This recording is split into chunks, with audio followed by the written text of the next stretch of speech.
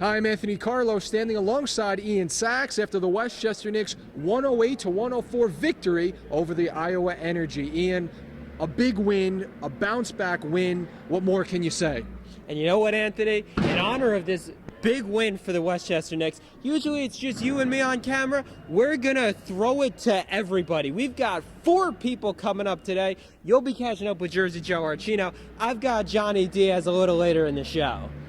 My first contestant, step on down, Jersey Joe Archino. You know him from College Football Corner. Today, he is talking about the Westchester Knicks. Now, a big win, Joe. I mean, there's no other way to put it.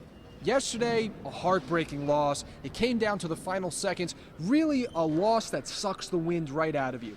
What happened today is the Westchester Knicks come into this game against the Iowa Energy, a quick turnaround, and they win the game. How important is that for a team's morale and for the Westchester Knicks moving forward? Well, it was huge because, you know, you really need to have a short memory in aspects like this because it's a quick turnaround. You really need to turn it around quickly and play well, and they really did. I mean, their execution was excellent in the game tonight, and coming off a heartbreaking loss like they did last night, to see the sharp execution of the offense, and especially on defense, very promising to see. Now, it was a back-and-forth contest for half of the game, the first half of the game, and it seemed like every time the Knicks would score, it was the Iowa Energy who had an answer for that.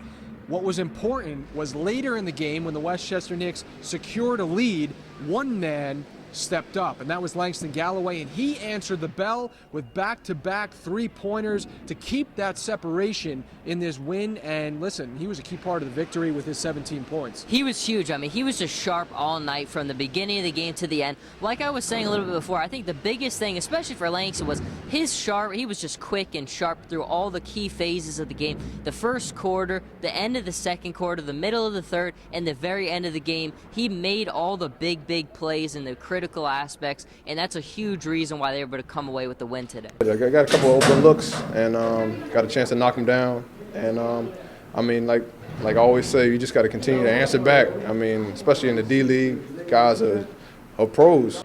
Now, Coach Whitted has a stellar second unit to rely on. One member in that second unit, Marcus Ginyard. And Marcus Ginyard, he was injured earlier in this season, really did not get a chance to do what he wanted to do, but now he's doing it.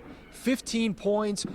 Just such a productive player off the bench. I mean, could you ask for anything more than to have somebody coming off the bench with 15 points? You could not. I mean, he's changing the whole face of this team. Bringing in a guy like him, just his production is hard to match, and his absence was easily visible in the beginning of their season. Him being secured now, he's getting healthier. I think you're going to see him be such a big impact guy moving forward, and we've already seen right away how big of an impact he's had. The bench points are going to be a huge factor, in our success throughout the year, and we take a lot of pride in being that group to come in and continue to keep the effort high, to keep the energy high, and like Coach said, continue to produce.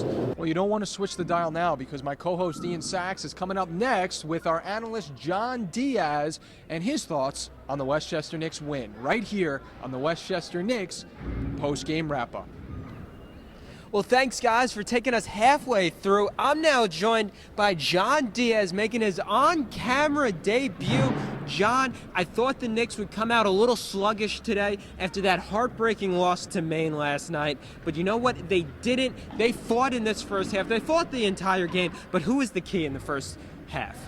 The key in the first half was Darnell Jackson. He's such a bully inside. He had 13 points in the first half.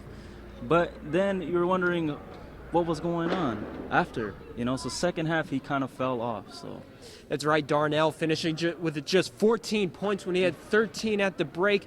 John, who was that key player in the second half for Westchester? I like to call him the sneaky assassin, Orlando Sanchez. He had 14 points and 12 rebounds with another double-double, and he's such a great player off the boards. It's another player that you would like to have on your team.